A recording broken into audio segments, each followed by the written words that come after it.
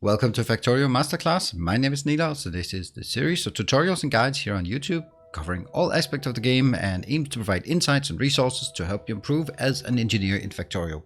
Each episode starts as a workshop session, streamed live on my Twitch channel. This is over at twitch.tv/Nilaus, and you're very welcome to drop by. I'm streaming live at 8 PM Central European Time every evening except Saturday, so do drop on by and see what's going on. I am playing Factorio at least 3 of those days, Tuesdays, Thursdays and Sundays, but sometimes a bit of extra as well. So drop on by and see what's going on. Or you can leave your comments in the comment section below, in the Discord server or on my live stream. If you like this kind of video, hit the like button and subscribe to the channel for more content like this. Let's dive in.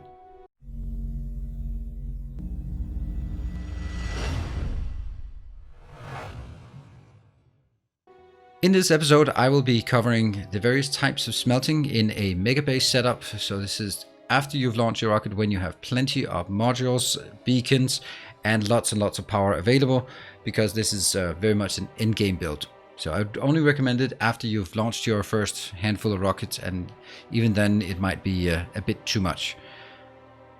So we're going to deal with iron and copper in most detail, also covering stone bricks, and then we're going to finish up with some steel because that's more advanced.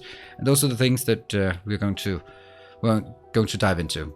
Now we will be heavily utilizing modules and beacons, so I'm going to explain a bit about how they work, but not too much. So if we look at modules and beacons, right, so we normally have this one. This is over on the right hand side. You can see it has crafting speed 2.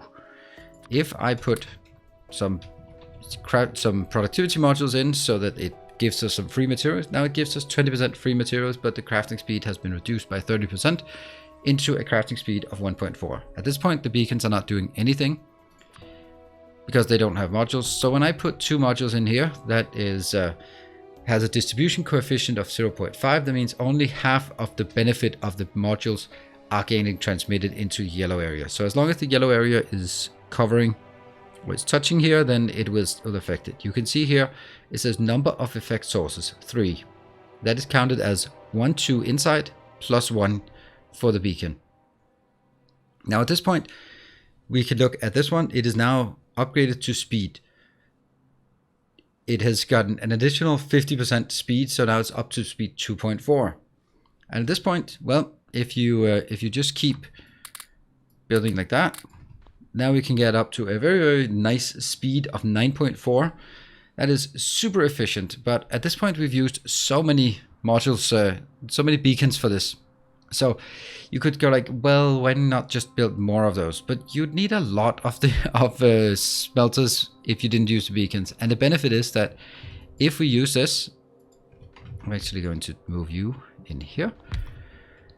If we now do this part here, you will be able to see now that all of these beacons, like the middle 3 here, they are giving their effect to both of those locations. And it gets better than that. If we keep scaling this up, you will see that every one of these beacons is now affecting 4 smelters. So you get this synergy of each beacon. It's only distributing 50% of its modules, but it can distribute it to 4 different ones. So even though it adds the 50% speed, but that's a 50% speed to these 4. So that's the general principle of how we want to increase it. Now, there's a comment I get to all of my masterclasses, so let's get it out of the way. I'm using 2 mods for this very heavily. I'm using the editor extended to make some infinity loaders that can both create materials out of nothing and remove it again. I'm also using a mod called max rate calculator, which can sometimes at least tell us the amounts we're getting in here. So we are going to build this one, and then we're going to expand it into a build that is going to make copper. Let's start with the copper here, and let's get it from here. So the thing is, everything we build here is going to be blue belts because things are moving fast. My objective here is, since there's a 20% gain, then I can't consume a full belt, because if I consumed 45, the full belt, then I simply would output more than a full belt. So my objective is that I want to consume as much as I need in order to provide an absolutely full belt outbound. That's going to be my objective. And then there are some tricks that you need to keep in mind. I'm using blue inserters here. I'm using blue inserters for a very specific reason, and that's the fact that I can. It may seem silly that that's the reason. I would probably always use green inserters, the stack inserters, but I want to indicate to you that it is actually possible to use. It's fast enough to use these. Now here we get into a more interesting conundrum, because, and I'm designing this, and it's not like the first time I'm designing this. If you do this, there is a rule for inserters. Which side of the belt it's inserting on. It is always inserting on the right hand side in the direction of the belt. So if I did this, it goes on this side over here. If I turn it like that, it goes on this side here, because that's the right side in the direction of the belt. Does that make sense? I hope it does. Let's start firing this one up, because then we get some more results. There we go. Take this one out. It goes on the right hand side, and now it goes on the other side. For that reason, this blueprint cannot be mirrored. Very important. It doesn't work when mirroring. If you mirror it, it will not work, because then they will both output on the other side. So it has to be this way. So keep that in mind when you build it. Check that they are actually outputting on both sides. Here. And let's see. We also need some lights, obviously. We'll put those here, because there's room for it here. Actually, that seems kind of silly to put it there, doesn't it? If I could put it there instead. Really big difference. Alright, so now we can use the max rate calculator to get some kind of indication. At this point, you can see that there's a 20% gain here. We're consuming 13.875, so we need to scale this up. I want to have as many as possible here. That one. And also up here. And then we make a repeatable pattern. We have 6 now, and unfortunately it's not quite repeatable. And a bit more.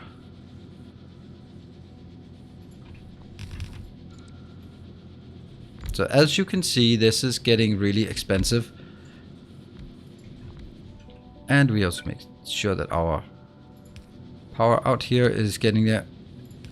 The reason why I'm doing it exactly like this is because then it can be copied to the next one. Alright, so let's have a look again. What is the value? Now we're over consuming by a lot. 49. We are producing 49 that can't be put on the belt, therefore it's not good. I'm going to take that one.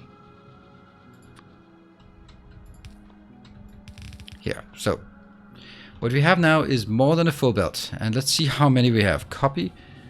We have 14. So if we take one of these out and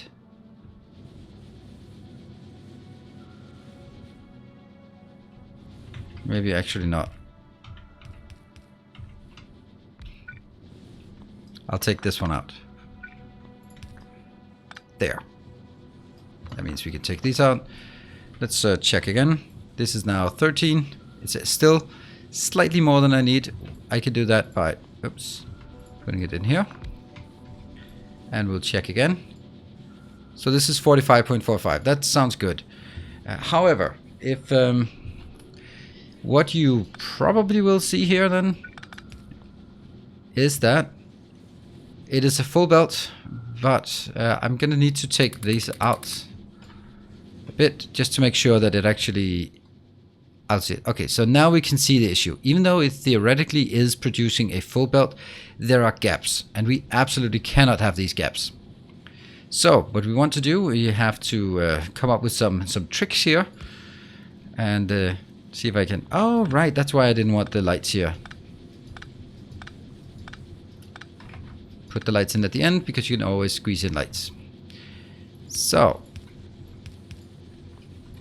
there, this one goes in here, And this doesn't change much, but it actually helps just a tiny bit. However, if you look at it, then you can see there are 7 on this side, but there are only 6 on this side. That means that over time, I'll be putting too much on the western belt and not enough on the eastern belt. Even though the total number is correct, then I will start having gaps up here. Maybe I don't right now because I have stockpiled stuff in here and I'm getting a full belt, so I'm just going to delete some of the stuff.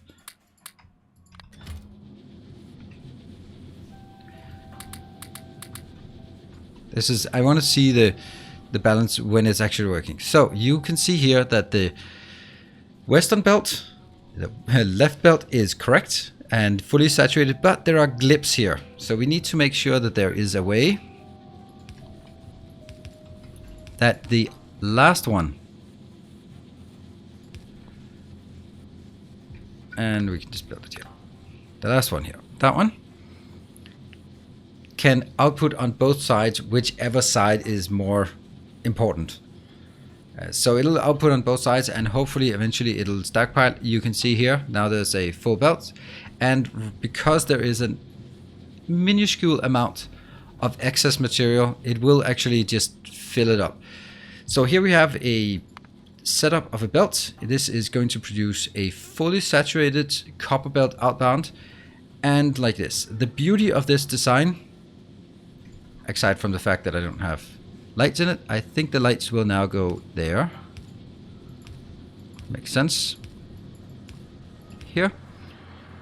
The beauty of this design is that you can take the whole damn thing and then you can reuse the beacons again for the next one, which makes it cheaper again. Now each beacon is now affecting 8 smelters, which is super important. Plus each of the furnaces are affected by 8 beacons. So this is what you call an 8 beacon setup, and you can easily make something like this. At this very small scale, you have now built a design. Come on. Here, here, here. So what we have in this small little place here is a fully saturated design that makes 4 fully saturated blue belts of copper or iron if you just switch it.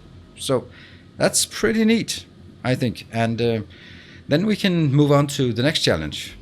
The next thing we want to build is looking at the stone bricks. Stone bricks, it's going to be pretty simple or pretty much identical. So we're going to start by copying some of it and just stealing it from here and then taking it into the next block. So let's build it.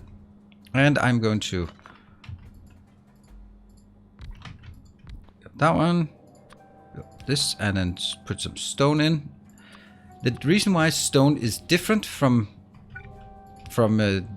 copper is because each of these here will consume. It takes okay, I can't even show it here.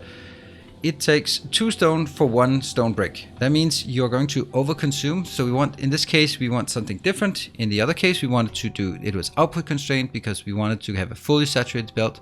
In this case, it's input constraint because we want to have built a setup that is consuming a full blue belt. So let's look at this one and then start adapting it. This one is inputting 45 point a tiny bit. That means we can probably also just cut one of these out and still be okay. 45.1, yes. So this is consuming a full belt. Now all we need to do is just do a bit of cleanup here. In this case, I would definitely recommend doing this. It's really close to the limit of the inserters, so I would just do this one to make sure that it works. And I'll also do that one. Now, and we also really need to make sure that we output everything good. So I'm going to take stuff out here and put it into our delete box there. And let's have a look at this part. Consumes 45 and outputs 27. So it outputs more than half a belt, but it uses a full belt inbound. I think this is just the neatest way of doing it. So you do it output constrained. I'd probably, most realistically, I would do something like this. build that, and then merge these two in and just go, whatever. It's not... It's too much, but then there's going to be a bit too much excess here, too much capacity. But now you have this one. This also is super scalable. You can also just put it next to the other one if you like. So that's kind of the easy way to bake some stone bricks as well. Now, granted, those were the easier ones. Copper, iron, and stone bricks are the easiest ones. The steel ones is a bit more complicated because you need to merge. You need to first craft it into iron and then craft it into steel again. But before we go into the more advanced steel production, then I'd just like to take a moment to thank the Patreon supporters who are supporting this channel and making it possible for me to do these kind of videos at such a continuous and I would say rapid rate. It takes a lot of effort to make one of these videos, and the fact that I can spend the time on it is thanks to the patrons who are supporting the channel. So thank you very much, and if you want to support the channel and the work I do here, then head on over to Patreon. Anything is helping, so thank you very much. And of course, if you are not able to, that is perfectly fine. All of what I do here on YouTube is freely available for everyone. So thank you very much, and let's jump back into the design. Let's dive into the steel, which I promised was more complicated. So let's have a look at why it's more complicated. Well, the thing is, there. If you look at the recipe for steel, you can see 1 iron takes 1 ore in 3.2 seconds, and 1 steel takes 5 iron plates in 16 seconds, which means that it consumes still 1 iron plates every 3.2 seconds. So on paper, at least, it looks like it's 1-to-1 ratio. However, remember that this one has a 20% productivity. That means we're going to need, if we have 1, 2, 3, 4, 5. If I have 5 of these, then I'm actually outputting 6 iron because of the 20% productivity. And that means I would need, well, I would need 4, 5, 6. So it would be these for steel to these iron. But you know, this is not very much, and it takes forever to make steel. So how about just doubling this? How much is that? That is 19.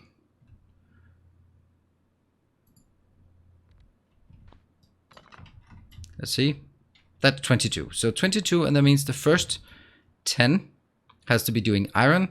And then with a 20% productivity, we are going to go into this one and making steel. So let's also get some beacons involved. They are here.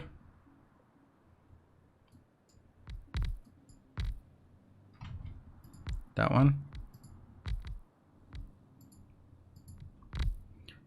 And you can see this is a pretty big build here. So the way that I want to do this is I want to, as we've done before, bring this side in, and I'm going to bring it in immediately so we can have it all mess up while we try to design our way out of it. Okay, so that goes in here. 1, 2, 3, 4, 5, 6, 7, 8, 9, 10. There. Okay. And get those inbound.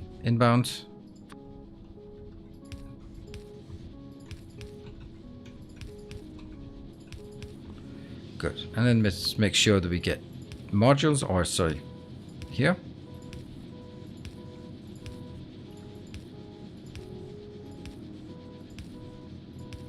Yep, it has to go all the way up. Now for these design parts, I am kind of cheating on power, but we still need to make it in our real designs. There. Whoops. There we go. So we got that one. And we can probably also do. So the next thing is, now we have all of these making iron. Let's actually have a look at all of this. See, it only counts. It says 1 smelter having no recipe. But it makes 35.25. Okay, well that's still enough to put on a belt as long as we put it on both sides of the belt. So if we did exactly like we did for the iron, I would do like this. And I'm going to illustrate kind of the issue. 1, 2, 3, 4, 5, 6 here. So I would be outputting that one, and then I need to keep it on moving, and then that's the input. Here. So that would mean I'd have to take the input like this. I mean, yeah, it can be done, but that would mean that it would go too far up here. You know, that's actually, we'll keep it like this, all right? We'll keep it like this. Let's see, and here. That one. There, and there. And that one's out. So now these are inputting, but they are not outputting. So we can just output it on this side. And this is where the mirroring thing I mentioned before comes into play. What you can see at this point is that this one is outputting on the eastern side, and this one is outputting on the right hand side in the direction of the movement of the belt. Remember? So this one, you can see it all puts on the outside. So what I'm basically doing at this point is I'm putting all of it on the outside of the belt. It is not a problem because these are pretty bad, you can say. There, that one. The amount of steel that I get in here or the amount of steel I get out is so low that it doesn't really matter that I'm only outputting on one side. Now it looks like it's saturated, and that is exclusively because here, let's make sure that things are working. Some things don't really seem to be working very well.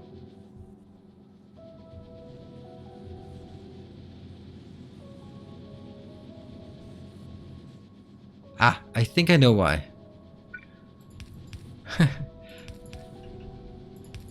There. So all of our iron is now output, and it'll go on the left hand side, getting picked up by the steel smelters putting out on the right hand side, but on a single sided belt. You can see everything comes out on the right hand side. If we look at the total design, we should see that the amount of output for iron is exactly the input for iron for the steel smelters. So we can look at the output for this one, outputs 3525 every second, but it also inputs 3525. So there's a complete and exact balance between the inputs and output iron, and that means we're basically having here 39 point something, which is pretty much a red belt going into, yeah, whatever steel that can be built. So it's really interesting that we have something that is taking exactly a red belt in, and I'm going to use that fact for our benefit for sort of extending it. Lights are okay. This one is firing up everything. I'm going to take this whole thing out, even with that one. You know what? I'm even going to take it with the inputs and outputs. And if I now do 2, 3, like that, then I don't actually need the middle one.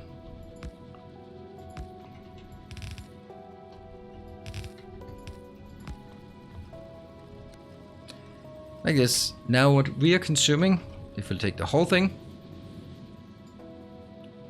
Ah, okay, some of them have not gotten this smelting set up yet. So we'll just need to wait until this iron goes up here. If this was 30 plus 30 plus 30, that's 90, which is exactly what we can produce with 2 blue belts. So we can actually just take 2 blue belts in here, and then it's going to be perfectly fine. And I think we now have all of them set up. Yes, all of them have recipe attached.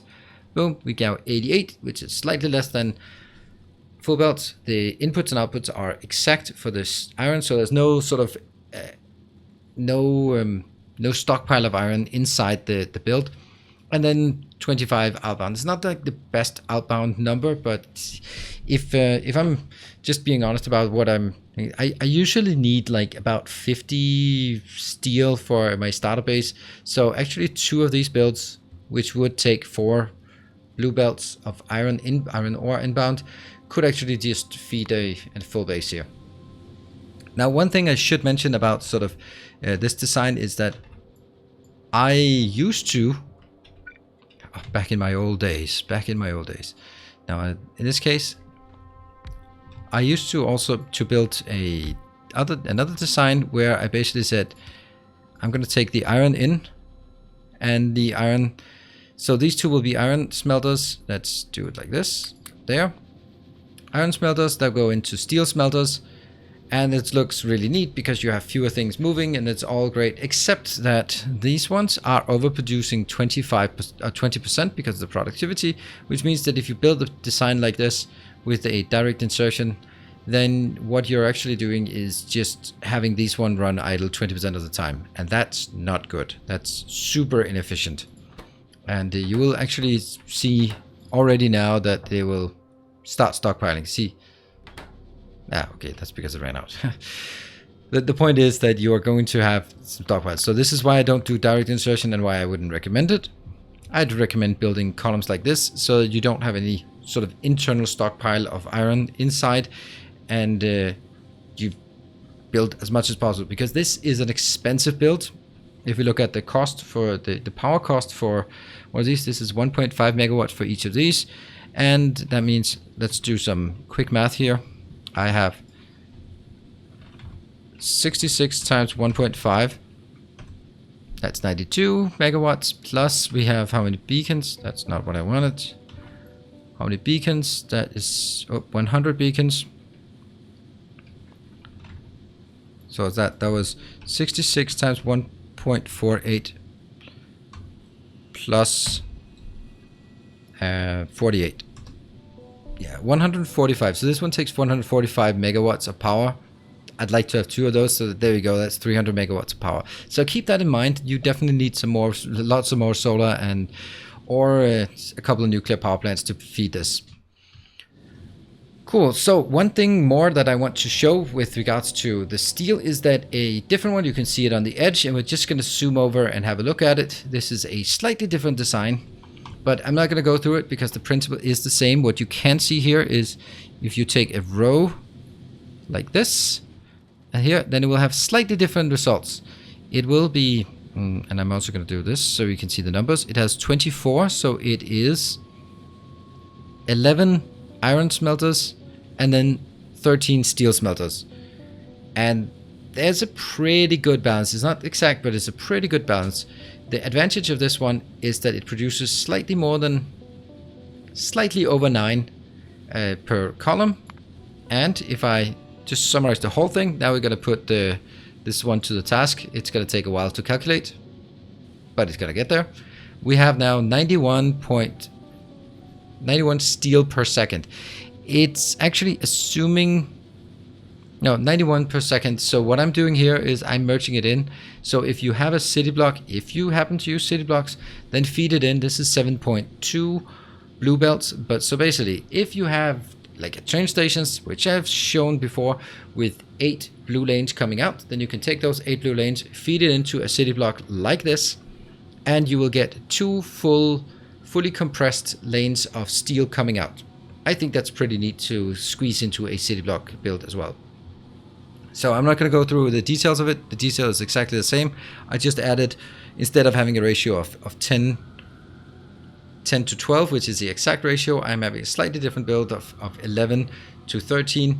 And that's exactly what I can squeeze in here in order to hit this this more nice output ratio. So this one's very much a good input ratio. This is a good output ratio. So whichever you prefer, you can of course also build it at half size, getting bit less than 4 builds in and then getting a full steel line out. So no need to build it on a city block. It's just that what I like designing things according to. So I hope you've found this tutorial useful and educational, I hope.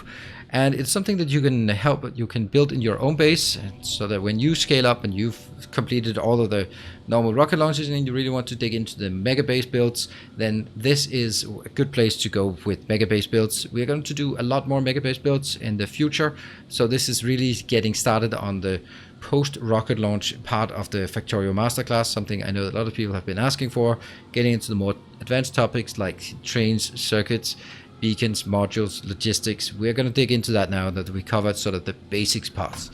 So if you have any ideas, comments, feedback, hit them in the comment section below.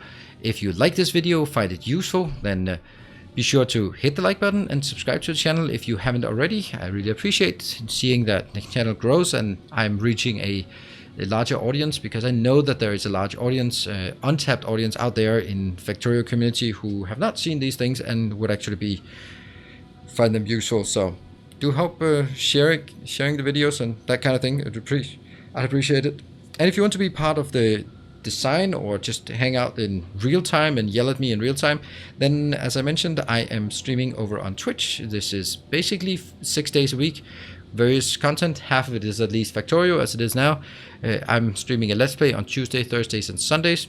I should just mention the address is twitch.tv/Nilaus, and you're more than welcome to drop by. It is so cool seeing people coming over from YouTube, and a lot of people choose to hang out because it's really cool to just, while you're working on your own factory, maybe have someone else building a factory in the background, and we can always just talk about whatever we feel like, Factorio or otherwise. Thank you very much for watching. I hope you enjoyed it, and as always, stay effective.